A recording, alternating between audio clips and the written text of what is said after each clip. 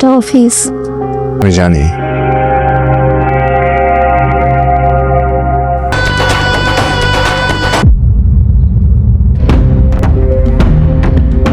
সুন্দর বড় সাজানো গোছানো ড্রয়িং রুম, তাই না ফাতেমা?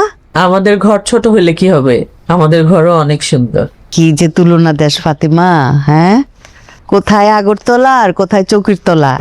সারাটা জীবন যদি এরকম আরামে দুলতে পারতাম। বৌমা কেমন আছো তুমি? তোমাদের বাসাটা অনেক সুন্দর। মনে আছো, হঠাৎ করে চলে এলাম তোমাদের এখানে। বসেন, আমি আসছি। বৌমা মনে হয় সুইমিং পুলে নামছিল তো, এই জন্য লজ্জা পায়ে গেছে, ড্রেস পাল্টাইতে গেছে। আমার চোখ আছে, আমি দেখতে পাচ্ছি। তুমি আবার সুইমিং পুলে নামতে চাইবে না তো? বৌমা যদি বলে তাহলে নামবো। বৌমা কোথায়? বৌমাকে ডাকো, খাবেন আমাদের সাথে? না, উনি তো রুমে রেস্ট নিচ্ছে। রেস্ট নিলে ডাকার নিষেধ আপা। এ কিসের নিষেধ? আমার কথা বলো, যাও আসতে বলো, আসবে। ম্যাডাম, আমার চাকরি চলে যাবে, ডাকাই নিষেধ। ডিস্টার্ব করলে কি করছো? না না, আমাকে দিও না, এটা ওকে দাও। বৌমা বিদায় দিতে আসবে না? রুমের মধ্যে তাহলে আমি একটু দেখে আসি। এই কাম করেন না ম্যাডাম, আমার বলছে কেউ যেন ডিস্টার্ব না করে। যাক, আসসালামু আলাইকুম ভিউয়ার্স, আশা করি আপনারা ভালো আছেন। আজ আমি আপনাদের সামনে নিয়ে এসেছি এটা আমাদেরই গল্প নাটকের এক দীর্ঘ, গভীর এবং বিশ্লেষণধর্মী রিভিউ, যেখানে আমরা শুধু ঘটনাগুলো বলবো না, বরং বুঝব প্রতিটি চরিত্রের ভাঙন, পরিবর্তন, সিদ্ধান্ত এবং সম্পর্কের বিবর্তন। আজকের আলোচনা হবে একদম সোজা ধারাবাহিক বর্ণনায়, যেন আপনি বসে আছেন আর আমি ধীরে ধীরে পুরো গল্পটা আপনাকে খুলে বলছি। এই অধ্যায় শুরু হয় এক অদ্ভুত নীরবতা দিয়ে। একটি পুরনো 3তলা বাড়ি, একই ছাদের নিচে সবাই থাকলেও যেন কেউ কারো পাশে নেই। ভুল বোঝাবুঝি, গোপন সিদ্ধান্ত আর অব্যক্ত কষ্ট মিলে পরিবারটা যেন ভিতর থেকে ভেঙে পড়ছে। সামির আর ফাহাদ, 2 ভাই, যারা একসময় একে অপরের শক্তি ছিল, তারা এখন দাঁড়িয়ে আছে সন্দেহ আর দূরত্বের 2 প্রান্তে। সম্পত্তি নিয়ে টানাপোড়েন, বাবার অঘোষিত সিদ্ধান্ত আর সেই সঙ্গে ব্যাংকের নোটিশ, সব মিলিয়ে পরিস্থিতি এমন জায়গায় পৌঁছায় যেখানে প্রতিটি চরিত্র নিজেকে প্রশ্ন করতে বাধ্য হয়। সামিরের গোপন ঋণের বিষয়টি সামনে আসার পর যেন আগুনে ঘি পড়ে। সে বন্ধুর সঙ্গে ব্যবসা শুরু করেছিল, স্বপ্ন ছিল বড় কিছু করার, কিন্তু ব্যবসা ভেস্তে যায়, কিস্তি বাকি পড়ে, আর সে কাউকে না জানিয়ে সবকিছু একা সামলানোর চেষ্টা করে। এখানেই তার প্রথম বড় ভুল, পরিবার থেকে সত্য লুকানো। এই মুহূর্তে আমরা দেখি সমস্যাটা টাকা নয়, সমস্যাটা বিশ্বাস। সায়রা যখন জানতে পারে তার স্বামী তাকে কিছুই বলেনি, তখন তার কষ্ট শুধু আর্থিক নয়, মানসিক।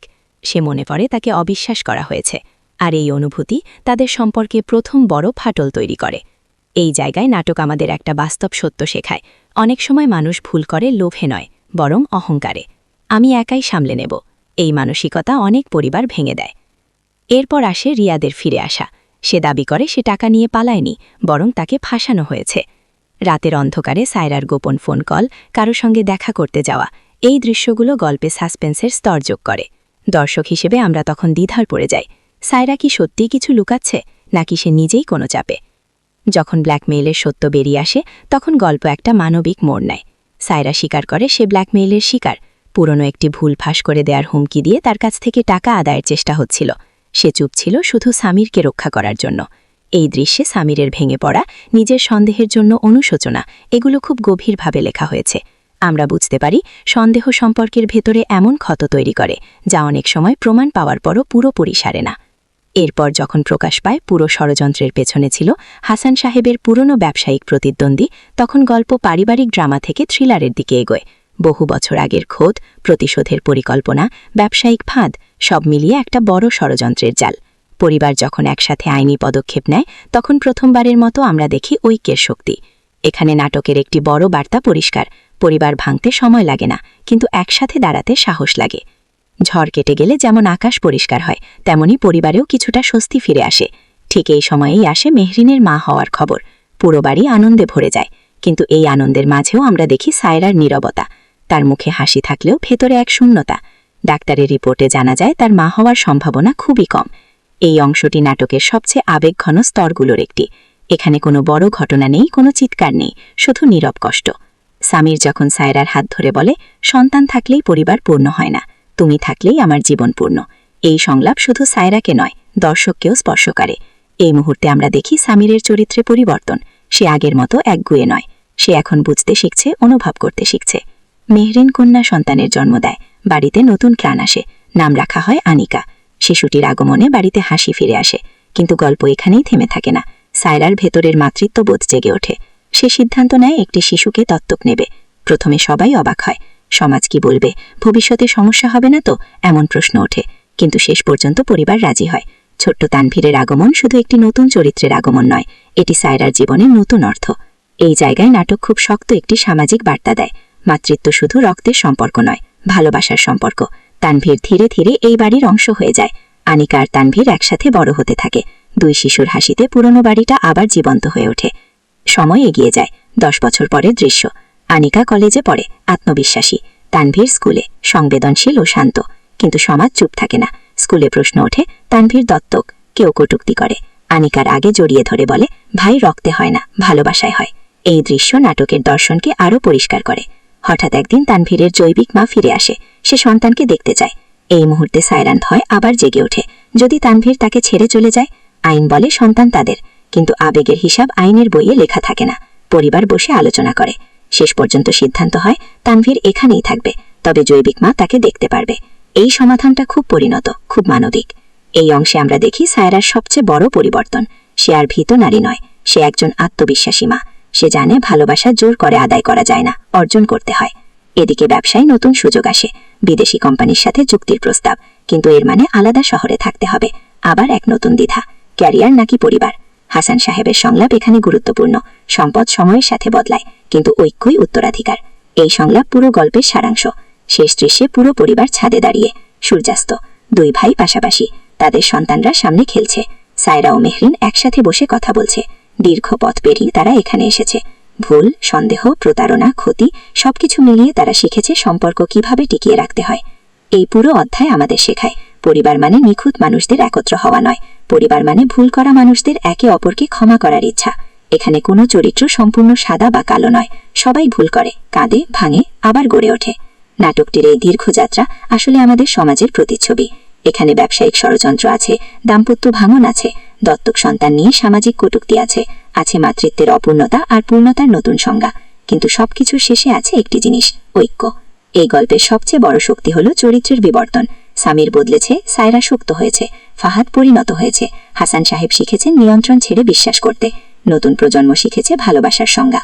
শেষ পর্যন্ত দাঁড়িয়ে থাকে একটি বাক্য, ঝড় আসবেই, কিন্তু যদি পাশে হাত থাকে তাহলে সেই ঝড় স্থায়ী হয় না। এটা শুধু একটি নাটকের কাহিনী নয়, এটা আমাদের চারপাশের বাস্তব। আমাদের পরিবার, আমাদের ভুল, আমাদের ক্ষমা, আমাদের ভালোবাসা। আর এই কারণেই গল্প থামে না, কারণ যতদিন ভালোবাসা থাকবে ততদিন গল্প চলবে। এটা শুধু তাদের গল্প নয়, এটা আমাদেরই গল্প। নমস্কার শ্রোতা বন্ধুরা, আমি আপনাদের সবার প্রিয় গল্পকার। আজ আমি আপনাদের জন্য এমন এক গল্প নিয়ে এসেছি যা হয়তো আপনাদের অনেকের জীবনেরই প্রতিচ্ছবি, অথবা আপনাদের মনের গভীরে লুকিয়ে থাকা কোনো গোপন ইচ্ছের অনুরণন। এই গল্পটি আমাকে একজন নাম প্রকাশে অনিচ্ছুক ফলোয়ার পাঠিয়েছেন। তার অনুরোধেই আমি এটি আপনাদের সামনে তুলে ধরছি। গল্পটি এতই গভীর আবেগে ভরা, এতই রোমাঞ্চকর যে এটি শোনার পর আপনাদের মনেও হয়তো একই ধরনের অনুভূতি জাগবে। কিন্তু তার আগে আমার একটি ছোট্ট অনুরোধ, আপনারা যারা আমার চ্যানেলে নতুন তারা সাবস্ক্রাইব করতে ভুলবেন না, কারণ আমি প্রায়শই এমন সব গল্প নিয়ে আসি যা আপনাদের মনকে ছুঁয়ে যাবে, আপনাদের ভাবাবে। আর হ্যাঁ, একটি বিশেষ ঘোষণা, গল্পের কোনো এক ভাগে আমি আমার ব্যক্তিগত ইমো নাম্বারটি দেব। হ্যাঁ, ঠিকই শুনেছেন, এই এক্সক্লুসিভ নাম্বারটি পেতে হলে আপনাকে কিন্তু পুরো গল্পটি খুব মনোযোগ দিয়ে শুনতে হবে, কোনো অংশ বাদ দেবেন না, কারণ সেই গুরুত্বপূর্ণ তথ্যটি হয়তো গল্পের কোনো এক গোপন কোণে লুকিয়ে আছে। গল্পের নাম, গাড়ির শোরুমের ম্যানেজারের ভাইয়ের বন্ধুর শিক্ষকের ভাইয়ের ব্যক্তিগত সহকারী, ব্যবসার আড়ালে লুকিয়ে থাকা এক নিষিদ্ধ চাওয়া। আমার নামটা এই মুহূর্তে বলা ঠিক হবে না। ধরুন আমি একজন সাধারণ বাঙালি গৃহবধূ, মধ্যবিত্ত পরিবারের ছাঁচে করা আমি। স্বামী, সন্তান নিয়ে আমার জীবন, সবকিছুই বেশ ছিমছাম গুছানো। কিন্তু মনের গভীরে কোথায় যেন একটা অতৃপ্তি সব সময় কাজ করত। সেই অতৃপ্তি কি তা আমি নিজেও বুঝতাম না। হয়তো রোজকার একই রুটিন, একই মুখ, একই জীবন, সব মিলিয়ে একঘেয়েমি। ঘটনাটা শুরু হয়েছিল যখন আমরা নতুন গাড়ি কেনার প্ল্যান করছিলাম। আমার স্বামী অরিন্দম এক নতুন গাড়ির শোরুমে গিয়েছিলেন। আমি নিজেও তার সাথে গিয়েছিলাম। শোরুমের সব গাড়ি দেখতে দেখতে আমার চোখ আটকে গেল, কিন্তু তার চেয়েও বেশি আটকে গেল সেখানে কর্মরত একজন কর্মচারীর দিকে। নাম রাহুল। তার সম্পর্কে পরে অনেক কিছুই জেনেছিলাম, কিন্তু প্রথম দেখাতেই আমার মনে হয়েছিল এই ছেলেটার মধ্যে বিশেষ কিছু আছে।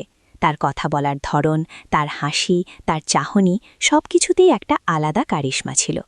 অরিন্দম যখন গাড়ি পছন্দ করতে ব্যস্ত, আমি তখন রাহুলের দিকে তাকিয়েই কাটিয়ে দিচ্ছিলাম। সেও হয়তো আমার মনের ভাব বুঝতে পারছিল। মাঝে মাঝে আমাদের চোখাচোখি হচ্ছিল, আর প্রতিবারই আমার বুকের ভেতরটা কেমন যেন থুকপুক করে উঠছিল। মনে হচ্ছিল এই প্রথম কোনো পুরুষ আমাকে এমনভাবে দেখছে, যেন আমি একজন রানী আর সে আমারই রাজপুত্র। অরিন্দম যখন ফাইনালি একটা গাড়ি ঠিক করে ফেলল, তখন আমার মনটা একটু খারাপ হয়ে গেল।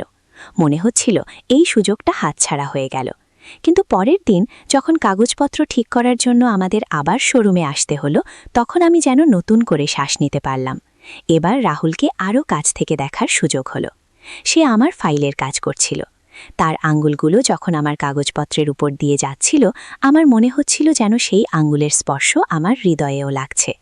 তার গলার স্বর নিচু, ভারী, কিন্তু কেমন যেন মাদকতা ভরা।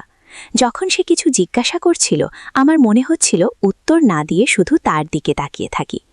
ম্যাডাম, আপনার কি কিছু লাগবে? রাহুলের কথায় আমার ঘোর ভাঙল। আমি একটু অপ্রস্তুত হয়ে বললাম, না, মানে সব ঠিক আছে। সে মুচকি হাসল। সেই হাসিটা আমার বুকের ভেতরটায় আগুন জ্বালিয়ে দিল। আমি বুঝতে পারছিলাম আমি বিপদে পড়ছি, কিন্তু এই বিপদ যেন আমার কাছে এক মধুর হাতছানি। কয়েকদিন পর অরিন্দমের অফিসের এক অনুষ্ঠানে আমার সাথে রাহুলের আবার দেখা হলো। হ্যাঁ, আমি জানি এটুকু শুনেই অনেকে হয়তো আমাকে খারাপ ভাবছেন, কিন্তু বিশ্বাস করুন, আমি কখনোই এমনটা চাইনি। আমি একজন ভালো স্ত্রী, একজন ভালো মা, কিন্তু মানুষের মন এ যে বড়ই বিচিত্র। কখন, কোথায়, কার প্রতি যে একটা অদৃশ্য টান অনুভব করে তা বলা যায় না। সেই অনুষ্ঠানে রাহুলের সাথে আমার অনেক কথা হলো। সে বলল সে আসলে ওই শোরুমের ম্যানেজারের ভাইয়ের বন্ধুর শিক্ষকের ভাইয়ের ব্যক্তিগত সহকারী। এই দীর্ঘ পরিচয় যেন এক অদ্ভুত সংযোগ তৈরি করল আমাদের মধ্যে। আমরা অনেকক্ষণ ধরে কথা বললাম। সে আমার জীবনের ছোট ছোট দুঃখ, আমার একঘেয়েমি, আমার না বলা কথাগুলো বুঝল, আর আমি তার ভেতরের একাকিত্ব, তার স্বপ্নগুলো জানতে পারলাম। তখনই আমি প্রথমবার বুঝতে পারলাম কেন আমি তার প্রতি এত আকৃষ্ট হচ্ছিলাম। সে আমাকে বুঝছিল, যেভাবে অরিন্দমও আমাকে বোঝে না। অরিন্দম ভালো মানুষ, কিন্তু ওর জীবনে সবকিছুর ঊর্ধ্বে ছিল তার কেরিয়ার, তার অর্থ। আর আমি চেয়েছিলাম একটু ভালোবাসা, একটু যত্ন, একটু বুঝ। রাহুল বলল, আপনার হাসিটা খুব সুন্দর, কিন্তু আপনার চোখে মাঝে মাঝে একটা বিষণ্ণতা দেখতে পাই। মনে হয় আপনি যা চান তা পাচ্ছেন না। ওর কথাটা শুনে আমার চোখে জল এসে গেল। আমি কখনো কাউকে আমার ভেতরের এই অনুভূতিগুলো বলিনি। আজ রাহুলের সামনে বসে মনে হল এই তো সেই মানুষ যে আমাকে বুঝতে পারে।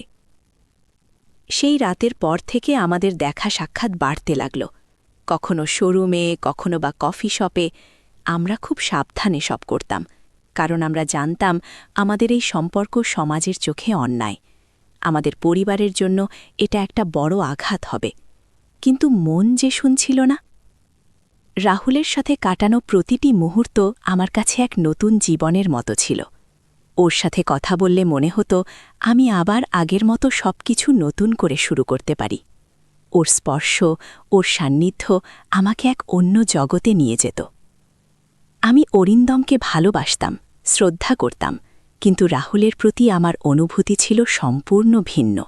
সেটা ছিল এক তীব্র আকুলতা, এক নিষিদ্ধ প্রেম। একবার একটি পার্টিতে অরিন্দম এবং আমি গিয়েছিলাম। রাহুলও সেখানে উপস্থিত ছিল। আমি দূর থেকে ওকে দেখছিলাম। ওর চোখে চোখ পড়তেই আমার সমস্ত শরীর যেন কাঁপতে শুরু করল। মনে হচ্ছিল এই মুহূর্তে যদি আমি ওর কাছে গিয়ে ওর হাতটা ধরতে পারতাম, তাহলে সব কিছু ভুলে যেতাম। অরিন্দম আমার পাশেই দাঁড়িয়েছিল, কিন্তু আমার সমস্ত মনোযোগ ছিল রাহুলের দিকে। একটা সময় অরিন্দম খুব জরুরি একটা ফোন কলের জন্য বাইরে গেল। সেই সুযোগে আমি রাহুলের কাছে গেলাম। আমরা খুব অল্প সময়ের জন্য কথা বললাম। আমার হাতটা ধরে ও বলল, আমার জন্য অপেক্ষা করো। ওর ওই কথাতেই আমার ভেতরের সব দ্বিধা, সব ভয় যেন উধাও হয়ে গেল। আমি ওকে বিশ্বাস করতে শুরু করলাম। একদিন শোরুমে আমি একা গিয়েছিলাম, অরিন্দম তখন বাইরে। রাহুল আমাকে দেখে একটু অবাক হল। আজ একা? হ্যাঁ, একটু কাজ ছিল। আমার মনে তখন অনেক কথা, কিন্তু কি বলবো বুঝতে পারছিলাম না। রাহুল আমার দিকে এগিয়ে এসে আমার হাতটা ধরল। ওর স্পর্শে আমার সারা শরীরে বিদ্যুৎ খেলে গেল। তোমার কি কিছু হয়েছে? ওর গলার স্বর খুব নরম। আমি আর নিজেকে ধরে রাখতে পারলাম না, ওর বুকে মাথা রেখে কেঁদে ফেললাম। ও আমাকে আলতো করে জড়িয়ে ধরল। সেই মুহূর্তটা ছিল আমাদের দুজনের জন্য চরম উত্তেজনার। আমি ওর বুকের ধুকপুকানি স্পষ্ট শুনতে পাচ্ছিলাম, আর ও আমার। তুমি আমাকে বড্ড বেশি ভাবাও, ফিসফিস করে বলল রাহুল। আমি জানি, আমি বললাম, কিন্তু আমি কি করব? আমি নিজেকে থামাতে পারছি না। তাহলে কেন থামাবে? ও আমার চুলে হাত বোলাতে বোলাতে বলল। ওর কথাগুলো যেন আমার মনের সব দরজা খুলে দিল। আমি বুঝতে পারলাম আমিও এটাই চাই। আমি চাই এই নিষিদ্ধ প্রেমের গভীরে ডুব দিতে। সেই দিন শোরুমের এক নির্জন কোণে আমরা একে অপরের সান্নিধ্যে এলাম। আমাদের শরীরের প্রতিটি তন্তু একে অপরকে টানছিল। আমার মনে কোনো ভয় ছিল না, শুধু ছিল এক তীব্র আকুলতা। ওর চোখে চোখ রেখে আমি আমার সবটুকু দিয়ে ওর এমব্রেস গ্রহণ করলাম। প্রতিটা চুম্বনে, প্রতিটা আলিঙ্গনে মিশে যাচ্ছিল আমাদের গোপন ইচ্ছে, আমাদের না বলা কথা। ওর নিবিড় আলিঙ্গনে আমি হারিয়ে যাচ্ছিলাম, ভুলে যাচ্ছিলাম আমার চারপাশের জগৎ, আমার পরিচিত জীবন। মনে হচ্ছিল এই মুহূর্তটাই চিরকালের জন্য থেমে যাক। আমাদের উষ্ণ নিঃশ্বাস, আমাদের দ্রুত হৃৎস্পন্দন মিলে মিশে একাকার হয়ে যাচ্ছিল। ওর স্পর্শে আমার সারা শরীর যেন অবশ হয়ে আসছিল। আমি যেন এক নতুন অনুভূতির জগতে প্রবেশ করছিলাম, যেখানে শুধু আমি আর ও, আর আমাদের এই নিষিদ্ধ প্রেম। কিন্তু তখনই